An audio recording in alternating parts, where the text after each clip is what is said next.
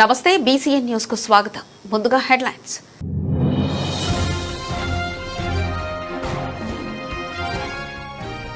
మల్లెపల్లిలో 2 కోట్ల నూతన వంతెన ప్రారంభం. మంత్రి సీతక్క చేతుల మీదుగా ప్రారంభోత్సవం.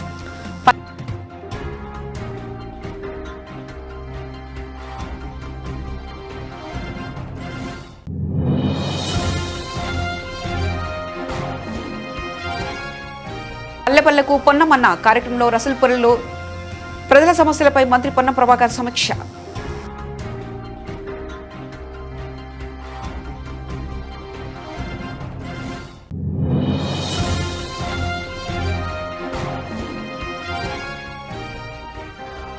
కృష్ణా జిల్లాలపై బీఆర్ఎస్ ఆందోళన.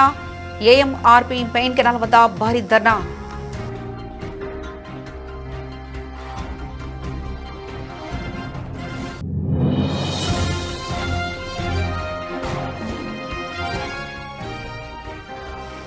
$70 కోట్ల అభివృద్ధి పనులకు శంకుస్థాపన. ఇస్లాంపూర్లో సీసీ రోడ్ డ్రైనేజీల నిర్వహణ.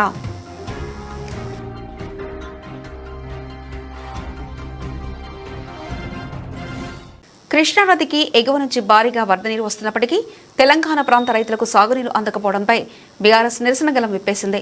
నల్గొండ జిల్లా పిఏపల్లి మండలం గణపురం స్టేజ్ సమీపంలో ఉన్న ఏఎంఆర్పీ మెయిన్ కెనాల్ గేట్ల వద్ద మాజీ ఎమ్మెల్యే రమావతి రవీంద్రకుమార్ నేతృత్వంలో గురువారం రాత్రి శుక్రవారం ఉదయం భారీ ధర్నా చేపట్టారు.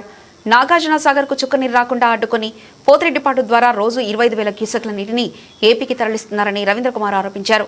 రమావతి రవీంద్రకుమార్ మాజీ ఎమ్మెల్యే మాట్లాడుతూ సాగర్ పూర్తి స్థాయిలో నిండేంత వరకు పోతిరెడ్డిపాడు నుంచి నీటిని తరలించవద్దని డిమాండ్ చేస్తున్నారు. ఎవరి ఆదేశాలతో ఆ నీటిని తరలిస్తున్నారో ప్రభుత్వం స్పష్టం చేయాలని తెలిపారు. కేసీఆర్ గారి హయాంలో సాగర్ ఎడమకాల కింద 2 పంటలకు సమృద్ధిగా నిలిచాం. కానీ రోజున రేవంత్ రెడ్డి ప్రభుత్వం చంద్రబాబు నాయుడు ప్రయోజనాల కోసం కాళేశ్వరాన్ని కృష్ణా జిల్లాలకు నిర్లక్ష్యం చేస్తుందని తెలిపారు. పిఏపల్లి గుడిపల్లి మండలాలకు సంబంధించిన బీఆర్ఎస్ పార్టీ నాయకుల ఆధ్వర్యంలో ఈరోజు ఏఎంఆర్పీ కాలువల ద్వారా ఏదైతే నల్లగొండకు నీళ్లు తీసుకుపోతా ఉన్నారో ఆ నీళ్లను మా చెరువులు కుంటలు కూడా ఏదైతే కాలువల నుండి చెరువుల కుంటలు నింపే డిస్ట్రిబ్యూటర్ కెనాల్స్ ఉన్నాయో వాటికి నీళ్లు వదిలి చెరువుల కుంటలు నింపడం ద్వారా తాగునీరు సమస్యతో పాటు పశువులు, గొర్రెలు, మేకలు వాటికి సంబంధించిన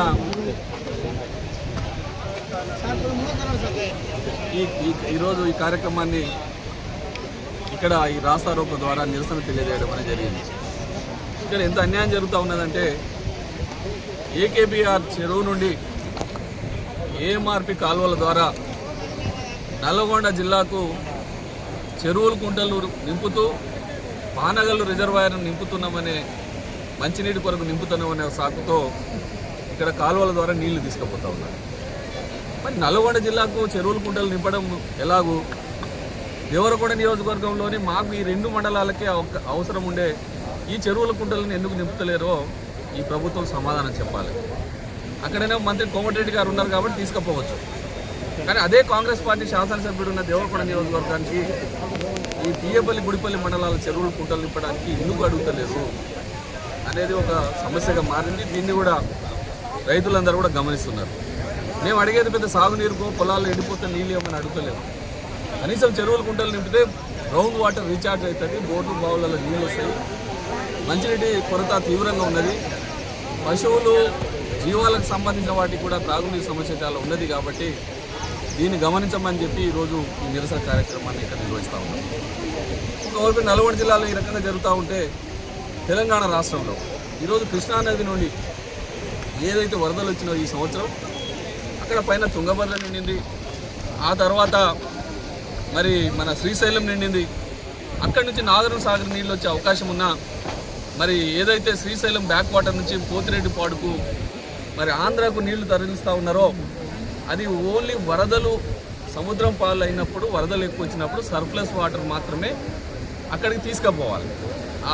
పెట్టిన ఆ పథకం యొక్క ఉద్దేశం అది. కానీ ఈరోజు మన ప్రభుత్వం మొద్దు నిద్రలో ఉన్నది. వీళ్ళకి ఆ మాత్రం జ్ఞానం లేదు. మరి శుక్రవారం ఇస్నాపూర్ మున్సిపాలిటీ పరిధిలోని రుద్రారం, పాషమైలారం, చిట్కుల్ వార్డుల్లో సుమారు 2.70 కోట్ల అంచనా వ్యయంతో చేపట్టనున్న సీసీ రోడ్లు, అంతర్గత మురుగునీటి కాలువల నిర్మాణ పనులకు ఆయన శంకుస్థాపన చేశారు. ఈ సందర్భంగా మాట్లాడుతూ ప్రజల అవసరాలను గుర్తించి రహదారులు, డ్రైనేజీ, పారిశుద్ధ్యం, త్రాగునీరు, విద్యుత్ తదితర మౌలిక వసతులకు అధిక ప్రాధాన్యత ఇస్తున్నామని పేర్కొన్నారు. మున్సిపాలిటీలోని ప్రతి వార్డును సమానంగా అభివృద్ధి చేయడంతో పాటు కాలనీలో ప్రజలు ఎదుర్కొంటున్న సమస్యలను క్షేత్రస్థాయిలో గుర్తించి వాటికి శాశ్వత పరిష్కారం చూపేందుకు చర్యలు తీసుకుంటున్నామని తెలిపారు. అభివృద్ధి పనుల్లో నాణ్యతా ప్రమాణాలను తప్పనిసరిగా పాటించాలని, నిర్ణీత గడువులోగా పనులను పూర్తి చేసి ప్రజలకు అందుబాటులోకి తీసుకురావాలని అధికారులను ఆదేశించారు. ప్రజలకు మెరుగైన జీవన ప్రమాణాలు కల్పించడమే తమ ప్రధాన లక్ష్యమని ఆయన స్పష్టం చేశారు.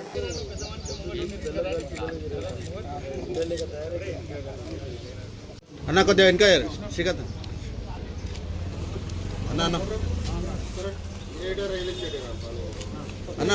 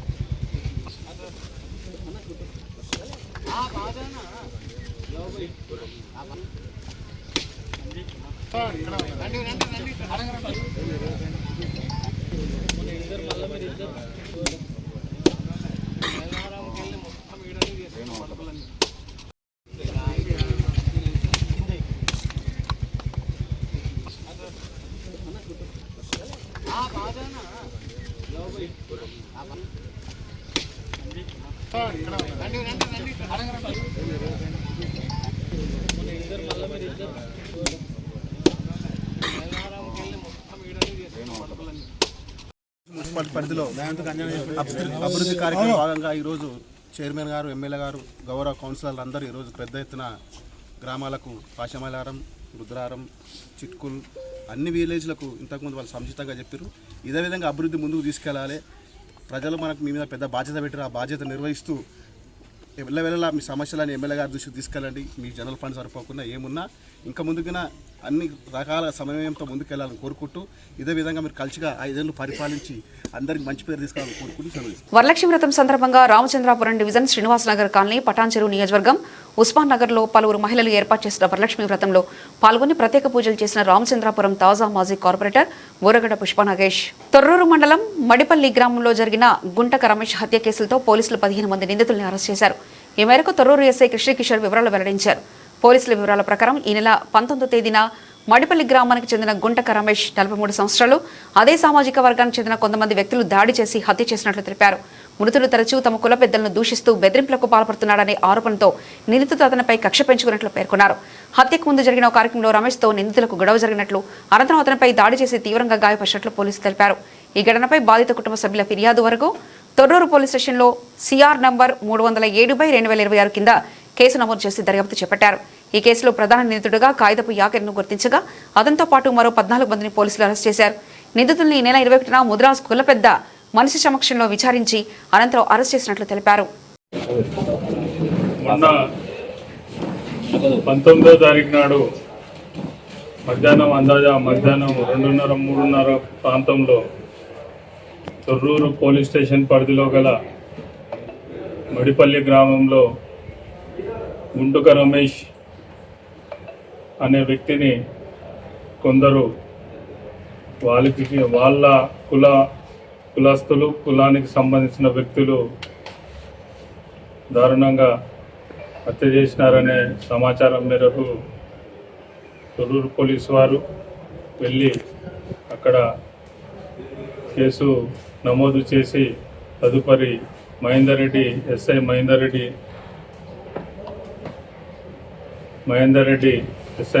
రెడ్డి కేసు రిజిస్టర్ చేయడం జరిగింది. తదుపరి ఇది మర్డర్ కేసు కాబట్టి సిఐ తొర్రూరు గారికి అప్పచెప్పడం అయింది, గణేష్ గారికి. దానిని విచారణ చేసి దీని మరణ కారణాలు కనుకొనగా అదే గ్రామస్తులైన మరియు అతనికి కులస్తులైన ఇతను ముదిరాజు కులస్తులు మరియు అతనికి ఆ కుల పెద్దలైన కాగితపు యాకయ్య మరియు దాదాపుగా ఒక 15 మంది వాళ్ళు ఇతనిని ఒక దశ 5 వద్దుల దినం ఉంటే వాళ్ళ కులస్తుడు చనిపోతే అక్కడికి పోయినప్పుడు వాళ్ళకు మధ్యన మాటా పెరిగి ఇతనిని దారుణంగా అందరూ కలిసి దాదాపుగా 15 మంది కలిసి కాకుత వ్యాకయ్య అనే వ్యక్తి ముదిరాజు కుల పెద్ద మడిపల్లి గ్రామస్తుడు అతని ఆధ్వర్యంలో దాదాపు 15 మంది. రామగుండం పోలీస్ కమిషనర్ అంబర్ కిషోర్ జూ ఆదేశాల మేరకు ప్రజలకు ప్రశాంతమైన సురక్షిత వాతావరణం కల్పించడమే లక్ష్యంగా మంచిర్యాల పట్టణం, నస్పూర్, శ్రీరాంపూర్ ప్రాంతాల్లో మంచిర్యాల డీసీపీ ఏ భాస్కర్ ఆధ్వర్యంలో ప్రత్యేక డ్రోన్ నిఘా ఆపరేషన్ నిర్వహించారు. పాఠశాలలు, బాలికల వసతి గృహాలు, కళాశాల పరిసరాలు, గోదావరి నది తీర ప్రాంతాలు, మైదానాలు తదితర ప్రాంతాల్లో బహిరంగంగా మద్యం సేవించడం, ఈవ్టీజింగ్లకు పాల్పడడం, యువతను ఇబ్బందులకు గురి చేయడం, ఇతర అసాంఘిక కార్యకలాపాలకు పాల్పడే వారిపై పోలీసులు ప్రత్యేక నిఘా ఏర్పాటు చేశారు. రాజీనగర్లోని girls model school, social welfare residential girls school పరిసర ప్రాంతాలు, ఎఫ్సిఐ గోదాం ప్రాంతం, కాలేజీ రోడ్డు, గోదావరి నది తీర ప్రాంతాలు, అలాగే మంచిర్యాల, నస్పూర్, శ్రీరాంపూర్ పరిధిలోని మైదానాల్లో డ్రోన్ కెమెరాల ద్వారా నిఘా నిర్వహించారు. డ్రోన్ విజువల్స్ ఆధారంగా బహిరంగ ప్రదేశాల్లో మద్యం సేవిస్తున్న 13 మందిని అదుపులోకి తీసుకుని వారిపై కేసు నమోదు చేశారు. ఉట్కూరు మండలం మల్లేపల్లి గ్రామంలో 2 కోట్లతో నూతనంగా నిర్మించిన వంతెనను రాష్ట్ర మంత్రి సీతక్క ప్రారంభించారు. ఈ సందర్భంగా మంత్రి వాకిటి శ్రీహరి, జిల్లా కలెక్టర్ ప్రియాంకతో కలిసి మంత్రి సీతక్క వంతెనను ప్రారంభించి ప్రజలకు అందుబాటులోకి తీసుకొచ్చారు. ఈ ప్రారంభ మోస్తానికి కాంగ్రెస్ పార్టీ మండల అధ్యక్షుడు ప్రకాష్ రెడ్డి, మల్లేపల్లి గ్రామ సర్పంచ్ కొత్తలప్ప, వివిధ పార్టీల ప్రజాప్రతినిధులు పాల్గొన్నారు. రామోంటి పిల్లట్ల వాళ్ళ నాయనది ఒక 3 ఏళ్ళు, అతను ఒక 10 ఏళ్ళు, 13 ఏళ్ళు చేసిండు కదా. ఒక్క మంచి పని ఎక్కడైనా ఉందేమో చూడ్రి.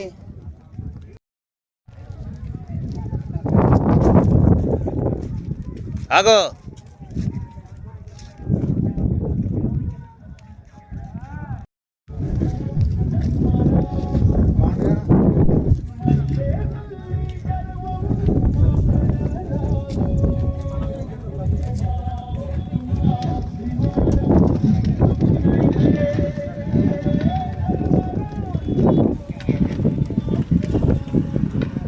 రామచంద్రపురం మంత్రి వాసంశెట్టి సుభాష్పై అసత్య, నిరాధార ఆరోపణలు చేశారని ఫిర్యాదు మేరకు ఏలూరి రంగబాబును రామచంద్రపురం పోలీసులు అరెస్ట్ చేసి కోర్టులో హాజరుపరిచారు. మంత్రి సుభాష్పై సామాజిక మాధ్యమాలు, ఇతర వేదికల ద్వారా నిరాధారమైన ఆరోపణలు చేసినట్లు వచ్చిన ఫిర్యాదులపై పోలీసులు కేసు నమోదు చేసి దర్యాప్తు చేపట్టారు. దర్యాప్తులో భాగంగా ఏలూరి రంగబాబును అదుపులోకి తీసుకుని పోలీసులు అనంతరం న్యాయస్థానం ఎదుట హాజరుపరిచారు. ఈ ఘటన రామచంద్రపురం రాజకీయ వర్గాల్లో చర్చనీయాంశంగా మారింది. ఆరోపణలు చేసే ముందు వాటికి సంబంధించిన వాస్తవాలు, ఆధారాలు పరిశీలించాల్సిన అవసరం ఉందని పలువురు అభిప్రాయపడుతున్నారు. ప్రజా జీవితంలో ఉన్న వ్యక్తులపై ఆరోపణలు చేసే సమయంలో వాస్తవాలు, ఆధారాలను పరిశీలించడం ఎంతో కీలకమని, చట్టాన్ని చేతిలోకి తీసుకోకుండా అందుబాటులో ఉన్న ఆధారాలతో విషయాలను వెల్లడించాలని, నిరాధారణ ఆరోపణలకు పాల్పడితే చట్టపరమైన చర్యలు తప్పవని ఈ ఘటన మరోసారి స్పష్టం చేస్తుంది. ఈరోజు ఏలూరి రంగబాబు అనే ఆయన్ని కోర్టులో రిమాండ్ నిమిత్తం ప్రవేశపెట్టడం జరుగుతుంది. మన రామచంద్రపురం కేసులో ఏలూరు రంగబాబు అనే ఆయన్ని నిన్న మేము అదుపులోకి తీసుకుని ఈరోజు కోర్టు ముందు ప్రవేశపెడుతున్నాం. ఈయన మీద రామచంద్రపురం పోలీస్ స్టేషన్లో 125/26 క్రైమ్ నెంబర్లో ఒక కేసు నమోదవడం జరిగింది. ఈయన కృష్ణా జిల్లా కుత్విన్ మండలానికి సంబంధించిన వ్యక్తి. ఈయన గతంలో ఈయనకున్న ల్యాండ్ డిస్ప్యూట్కి సంబంధించి కొంతమంది ప్రజాప్రతినిధుల మీద లేని కొన్ని ఆరోపణలు చేసి కొన్ని కేసులు రిజిస్టర్ చేసుకోవడం జరిగింది. అలాగే ఈయన మీద గతంలో కృత్విన్ పోలీస్ స్టేషన్లో ఒక 6 కేసులు నమోదవడం వల్ల ఈయన మీద రౌడీ షీట్ కూడా అక్కడ ఓపెన్ చేయడం జరిగింది.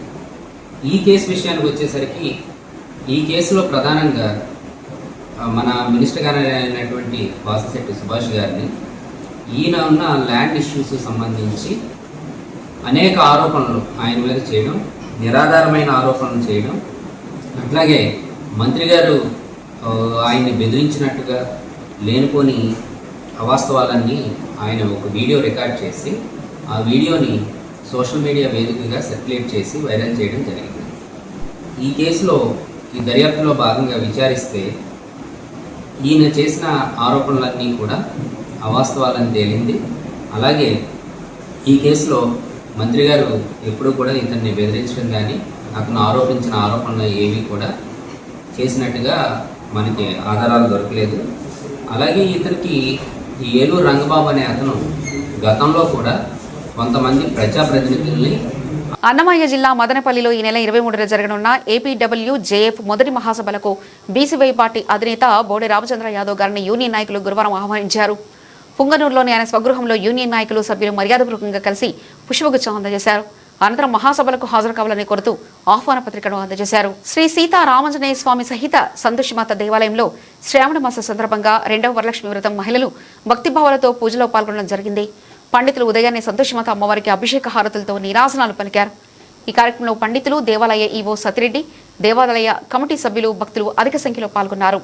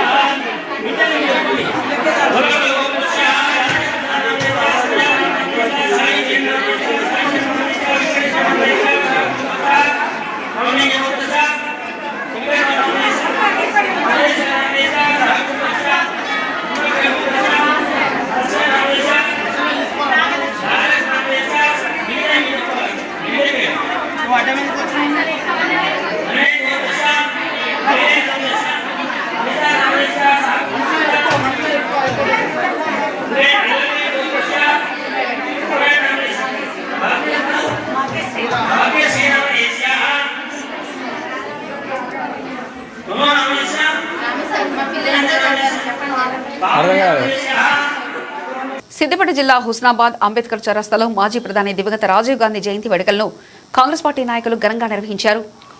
రాజీవ్ గాంధీ చిత్రపటానికి పూలమాలలు వేసి పుష్పాంజలి ఘటించారు. ఈరోజు మనం ఉపయోగిస్తున్న సాంకేతిక విప్లవానికి కారకుడైన రాజీవ్ గాంధీని మనందరం ఆదర్శంగా తీసుకోవాలని కాంగ్రెస్ నాయకులు అన్నారు. భారత రత్న మాజీ ప్రధాని దివంగత రాజీవ్ గాంధీ స్ఫూర్తి యువతకిచ్చిన మార్గదర్శనాన్ని ఈరోజు మనందరం జ్ఞాపకార్థం చేసుకోవాలని తెలిపారు. 16 సంవత్సరాలకే ప్రజాస్వామ్య నిర్మాణానికి ఆయుధమైన ఓట్లు హక్కును కల్పిస్తూ దేశాన్ని 21వ శతాబ్దంలోకి తీసుకెళ్లడానికి సాంకేతిక విప్లవాన్ని తీసుకొచ్చారన్నారు. 73-74 రాజ్యాంగ సవరణలు తీసుకొచ్చి పంచాయతీరాజ్ వ్యవస్థలను బలోపేతం చేశారని గుర్తు చేశారు. రాజీవ్ గాంధీ ఆత్మకు శాంతి చేకూరాలని, వారి ఆశయాల ఆలోచనకు అనుగుణంగా కాంగ్రెస్ పార్టీ ఇంకా ప్రజాహిత కార్యక్రమాలు చేస్తుందని తెలిపారు.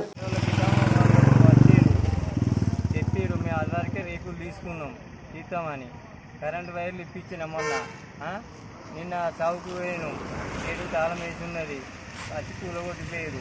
మధ్యాహ్నం సుధా ఏం లేదు, పక్కపంట వాళ్ళు ఫోన్ చేసారు, ఆ రెస్పాన్స్ సుధా లేదు, దౌర్జన్యంగా కూలగొట్టిపోయారు.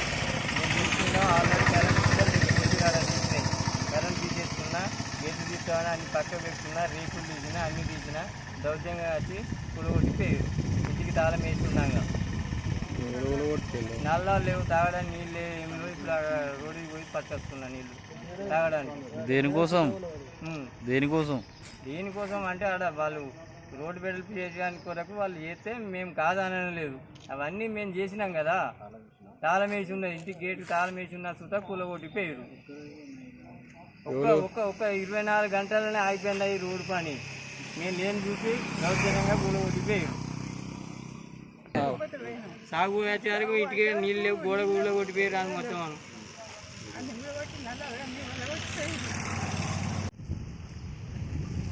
హుస్నాబాద్ పట్టణంలోని ఎల్లమ్మ రోడ్లో మల్ల చెక్క వరకు నిచ్చడి ఎల్లమ్మ చెరువు కట్ట వరకు రోడ్డు వెడల్పు కార్యక్రమం చేపట్టాలని చెప్పేసి మున్సిపల్ పాలకవర్గం నిర్ణయించినట్టు చెప్పడం జరిగింది.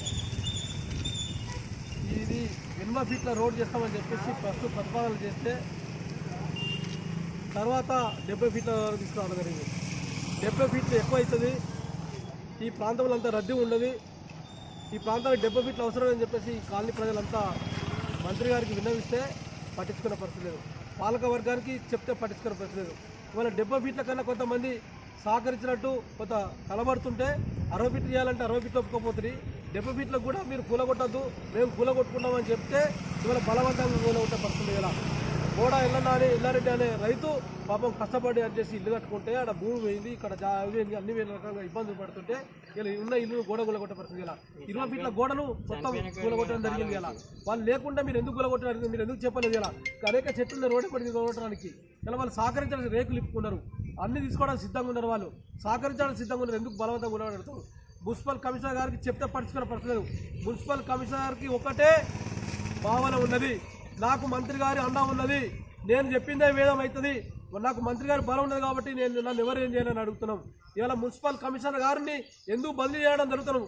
గత 3 నెలల నుంచి సిద్దిపేట మున్సిపల్ కమిషనర్గా రాజీవ్ గాంధీ గారి లేకున్నా ఆయన ఆశయాలు మనం కొనసాగించాలి. వాళ్ళు మన దేశం కోసం, మన ప్రజల కోసం ఎంతో వాళ్ళ అమ్మ కానీ ఆయన కానీ మన దేశాన్ని కోసం, మన ప్రజల కోసం వాళ్ళు ప్రాణాలు అర్పించారు. వాళ్ళ ఆశయాలను కొనసాగించాలి. ఈరోజు మన ఐటీ కానీ ఏది కానీ ఆయనే ముందుంది తీసుకుపోయింది. ప్రెస్ కానీ ఇప్పుడు ఎలక్ట్రానిక్ మీడియా అంతా ఎన్నో పెట్టుబడులు పెట్టి మన రాజీవ్ గాంధీ ఎంతో ఆశయాలను మనం కొనసాగించాలని కాంగ్రెస్ పార్టీ తరఫున ఆయనకు ఘన నివాళులు అర్పించడం జరిగింది. భారత మాజీ ప్రధాని భారతరత్న స్వర్గీయ రాజీవ్ గాంధీ గారి 83వ జయంతి సందర్భంగా స్థానిక అంబేద్కర్ చౌరస్తాలో ఏర్పాటు చేసిన కార్యక్రమం. రాజీవ్ గాంధీ గారు ఈ దేశానికి ప్రత్యేకంగా సేవలు అందించిన ప్రధానమంత్రి అని చెప్పుకోవచ్చు. ముఖ్యంగా భారత రాజ్యాంగం కల్పించిన ఓటు హక్కును 21వ సంవత్సరం నుంచి 18 సంవత్సరాలకే యువతకు ఓటు హక్కు కల్పించిన మహనీయుడు గౌరవ భారత మాజీ ప్రధాని రాజీవ్ గాంధీ గారు చెప్పక తప్పదు. అదేవిధంగా మన దేశంలో గ్లోబలైజేషన్, కంప్యూటరీకరణ మరియు ఇప్పుడు మనం వాడుతున్న సెల్ ఫోన్ టెక్నాలజీ వచ్చిందంటే ఆ రోజు ప్రధానమంత్రిగా ఉన్న రాజీవ్ గాంధీ గారు తెచ్చిన సంస్కరణల వలన ఈరోజు మనము ఇంత టెక్నాలజీ ఉపయోగించుకుంటున్నాము. ముఖ్యంగా యువతకు ఎంతో ప్రాధాన్యం ఇచ్చిన రాజీవ్ గాంధీ గారు, వారి యొక్క కుటుంబం కూడా మొత్తం దేశానికే త్యాగం చేసిన కుటుంబం. ముఖ్యంగా వారి యొక్క తల్లి గారిని రాజీవ్ గాంధీ గారి పుట్టినరోజు కార్యక్రమంలో పాల్గొంటున్న మన కాంగ్రెస్ పార్టీ నేత గారు ఏదైతే ఉందో వారు రాజీవ్ గాంధీ గారు 1944 20వ తారీఖు 8వ నెలలో వారు జన్మించడం అనేది జరిగింది. వారికి జన్మదిన శుభాకాంక్షలు తెలియజేస్తూ రాజీవ్ యువ కిరణాలని, అట్లాగే రాజీవ్ ఆరోగ్యశ్రీ కార్డు అని వారి పేరు మీద చాలా పథకాలను కూడా మన ప్రభుత్వం నుంచి మన కాంగ్రెస్ పార్టీ నుంచి కూడా తీసుకురావడం అనేది జరిగింది. వారు చేసిన సేవలు ఎనలేని సేవలు. వారి పేరుతో పాటు వారి కుటుంబ సభ్యులు కూడా బడుగు బలహీన వర్గాలు, పేద ప్రజల కోసమే ఈ పార్టీ పుట్టిందని చెప్పుకోక తప్పదు. పార్టీ పథకాలైతేనేమి పేదలు ఎవరున్నారో వారికి అందే విధమైన పాత్ర పోషించడంతో పాటు వారు అతి చిన్న వయసులో 40 సంవత్సరాలకే ప్రధానమంత్రిగా సేవలు అందించడము అనేది చాలా గొప్పనైన విషయము. అలాగే ఐటీ అనేది అసలు తెలియని పరిస్థితులలో కూడా వారు ఐటీని ఎక్కువగా తీసుకురావడం అనేది జరిగింది. ఈరోజు సెల్ ఫోన్లు ఉన్నాయంటే వారి జ్ఞానంతో, వారి నేతృత్వంలో జరిగాయని చెప్పుకోక తప్పదని తెలియజేస్తూ ఈ కార్యక్రమంలో పాల్పంచుకొని నాకు ఈ అవకాశం ఇచ్చినందుకు ధన్యవాదాలు. మాజీ ప్రధానమంత్రి శ్రీ రాజీవ్ గాంధీ గారి పుట్టినరోజు సందర్భంగా మన హుస్నాబాద్ అంబేద్కర్ అక్కరపేట చౌరస్తాలో ఉన్నటువంటి కాంగ్రెస్ సోదరులు ఇవాళ మొత్తం భారతదేశంలో తీవ్రవాద ఉగ్రవాద వ్యతిరేక దినం ఇది. ఇవాళ సద్భావన దినం. భారతదేశం మాజీ ప్రధానమంత్రి శ్రీ రాజీవ్ గాంధీ గారు వాళ్ళ అమ్మ ప్రాణత్యాగం చేస్తే అత్యంత చిన్న వయసులో 40-41 సంవత్సరాల వయసులో ప్రధానమంత్రి పదవి చేపట్టి భారతదేశంలో ఎన్నో సంస్కరణలు తీసుకొచ్చారు. నాకన్నా ముందు మిత్రులు మాట్లాడినట్టు 18 సంవత్సరాల ఓటకు, ఇల్లు నుంచి డైరెక్ట్ రోజుగారీ యోజన, గ్రామాలలో ఎంత మంది ఉంటే అంతమంది. శ్రావణ మాసంలో ఎంతో విశిష్టమైన వరలక్ష్మి వ్రత సందర్భంగా వరంగల్ నగరంలో భక్తి పారవస్యం వెలువరిసింది. తెల్లవారుజాము నుంచి ఆధ్యాత్మిక శోభ సంతరించుకున్న చారిత్రాత్మక వరంగల్ భద్రకాళి దేవాలయంలో భక్తుల రద్దీతో కిటకిటలాడింది. అమ్మవారిని దర్శించుకుని ప్రత్యేక పూజలు నిర్వహించేందుకు వేలాదిగా తరలివచ్చిన భక్తులతో ఆలయ ప్రాంగణమంతా కిక్కిరిసిపోయింది. భద్రకాళి అమ్మవారు వరలక్ష్మీదేవిగా విశేష అలంకరణతో దర్శనమివ్వగా భక్తులు భక్తి శ్రద్ధలతో దర్శించుకుని మొక్కులు చెల్లించుకున్నారు. వరంగల్ నగరంలోని ప్రధాన దేవాలయమైన రాజరాజేశ్వరి ఆలయం, సంతోషమాత దేవాలయంలో కూడా భక్తుల సందడి నెలకొంది. ఈ ఆలయాల వద్ద ఇసుకేస్తే రానంతగా భక్తులతో కికిరిసిపోయింది. ప్రత్యేకించి మహిళలు పెద్ద సంఖ్యలో తరలివచ్చి నిష్ఠతో వరలక్ష్మి వ్రతాలను నోముకున్నారు. అమ్మవారికి తోరణాలు సమర్పించి పసుపు కుంకుమలు వాయనాలిచ్చి ఇచ్చి పుచ్చుకుంటూ సౌభాగ్యాన్ని ప్రసాదించాలని ప్రార్థించారు. నగరం నలుమూలలా ఓం శ్రీ మాత్రే నమః నామస్మరణతో మారుమోగగా శ్రావణ శుక్రవారం మహోత్సవం వరంగల్లో ఆధ్యాత్మిక చైతన్యాన్ని నింపింది. హన్మకొండ జిల్లా హుజనాబాద్ నియోజకవర్గంలో భీమదేవరపల్లి మండలం రసుల్పల్లి గ్రామంలో పల్లెపల్లెకు పొన్నం అన్న పల్లెపల్లెలో ప్రజాపాలన కార్యక్రమంలో భాగంగా గ్రామ పంచాయతీ వద్ద ఏర్పాటు చేసిన కార్యక్రమంలో మంత్రి పొన్నం ప్రభాకర్ పాల్గొన్నారు. ఈ సందర్భంగా గ్రామంలో ప్రభుత్వం అమలు చేసిన సంక్షేమ పథకాలు, అభివృద్ధి కార్యక్రమాలపై ప్రజలకు సమక్షంలో అధికారులతో సమీక్ష నిర్వహించారు. గ్రామ ప్రజలు తెలిపిన సమస్యలు, వ్యక్తిగత సమస్యలను అధికారులతో చర్చించి సాధ్యమైనంత వాటికి తక్షణ పరిష్కారం చూసేలా మంత్రి అధికారులను ఆదేశించారు. గ్రామ సర్పంచ్కు, ఉప సర్పంచ్కు, వార్డు సభ్యులకు, మహిళా సంఘం అధ్యక్షురాలకి, అదేవిధంగా జిల్లా స్థాయి, డివిజన్ స్థాయి, మండల స్థాయి అధికారులకు, పెద్దలందరికీ పేరు పేరున నమస్కారాలు. ఈరోజు పల్లెపల్లెకు పొన్నమన్న, పల్లెపల్లెకు ప్రజాపాలన పేరు మీద ఈ ప్రభుత్వం వచ్చిన తర్వాత అందిస్తున్నటువంటి సంక్షేమ కార్యక్రమాలు గ్రామ స్థాయిలో ఏ విధంగా అందుతా ఉన్నాయి, వాటితో పాటుగా ఇంకా కొత్త పథకాలను ఏ విధంగా ముందుకు తీసుకుపోవాలి, గ్రామ సమస్యలు ఏమున్నాయి, దాంతో పాటుగా ఇక్కడ ఉన్నటువంటి ప్రస్తుత వాతావరణ పరిస్థితుల్లో వ్యవసాయ శాఖ, హార్టికల్చర్ శాఖ తరఫున ఏ విధమైనటువంటి మార్పులు చేసుకోవాలి, ఆరోగ్యంగా ఏ విధంగా ఉండాలి, సోలార్ సంబంధించి గ్రామ పంచాయతీ మీద పెట్టినటువంటి విధంగా ప్రతి ఇంటి మీద సోలార్ పెట్టుకోవడం వల్ల జరిగేటువంటి లాభాలు, అంగన్వాడీకి సంబంధించి కావచ్చు, లేదా మహిళా సంఘంగా మీకు ఇచ్చినటువంటి స్టీల్ ప్లేట్లను ప్రతి ఒక్కరు వాడుకొని ఆరోగ్యంగా ఉండి ప్లాస్టిక్ ను వాడకుండా ఉండే విధంగా చర్యలు తీసుకోవడం కాను, ఇటువంటి అనేక రకాలుగా గ్రామ స్థాయిలో చర్చించుకోవడం ద్వారా ఆ గ్రామంలో ఉన్నటువంటి అన్ని అంశాలను నా దృష్టిలోకి తెచ్చుకొని వాటన్నిటినీ వరుస వారీగా పరిష్కరించాలనే ఉద్దేశం కొద్దీ మీకు రావడం జరిగింది. మీ అందరికీ చాలా ఇంటర్నల్ సీసీ రోడ్డు కన్నవేల తిరుపతి నుంచి కన్నవేల సత్యానికి 5 లక్షల రూపాయలు, ఇది కూడా ప్రారంభం కాలేదు. దాని తర్వాత కాసారాజు భిక్షపతి నుంచి చంద్రరావు దాకా అది కూడా 5 లక్షల రూపాయల పని ప్రారంభం కాలేదు. మిగతా రసూల్పల్లి అంతర్గత సీసీ రోడ్లకు సంబంధించి 5 లక్షల పని పూర్తయింది. రసూల్పల్లి ప్రత్యామ్నాయ నీటి సరఫరా కింద కూడా 1,50,000 రూపాయలు ఇచ్చినాం, అది కూడా ఇంకా పని పూర్తి కాలేదు. దయచేసి ఇవన్నీ తొందరగా చేయించాల్సిందిగా అధికారులను, సర్పంచ్ను కోరుతా ఉన్నా. దాంతో పాటుగా మిగతా అన్ని కూడా ఈ రోజు ఈ గ్రామంలో ఏమేమి జరుగుతూ ఉన్నాయి, ఇంకేమేమి జరగాలి అనే అంశాల మీద ముందుగా ప్రస్తుత వాతావరణ పరిస్థితి, వర్షాలు ఇప్పుడు పడ్డటువంటి వర్షాలు మళ్ళా ఆ సముద్రంలో వచ్చినటువంటి సాంకేతిక కారణాలతోటి, మరి ప్రకృతి కారణాలతో మలయాళం దాకుంటుందని చెప్తా ఎట్లా వాడుకోవాలి, ఎట్లా కాపాడాలి అనే దాని మీద జలసిరి ప్రోగ్రాం సంబంధించి ముందు వివరించాల్సిన సందర్భంగా కోరుతా ఉన్నా. జలసిరి తర్వాత మనం ఉన్న పంట. బులెటిన్ ముగించే ముందు హెడ్లైన్స్ మరోసారి చూద్దాం.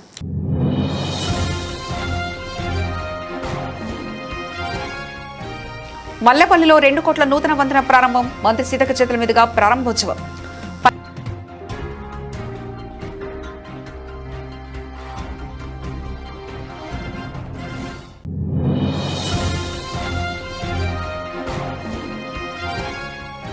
పల్లెపల్లెకు పొన్నమన్న కార్యక్రమంలో రసూల్పురంలో ప్రజల సమస్యలపై మంత్రి పొన్నం ప్రభాకర్ సమీక్ష.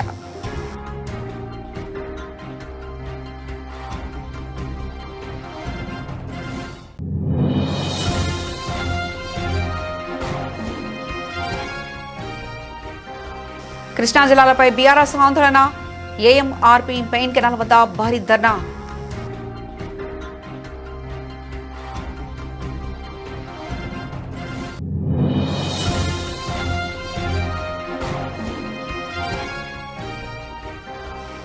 $70 కోట్ల అభివృద్ధి పనులకు శంకుస్థాపన, ఇస్లాంపూర్లో సీసీ రోడ్, డ్రైనేజీల నిర్వహణ.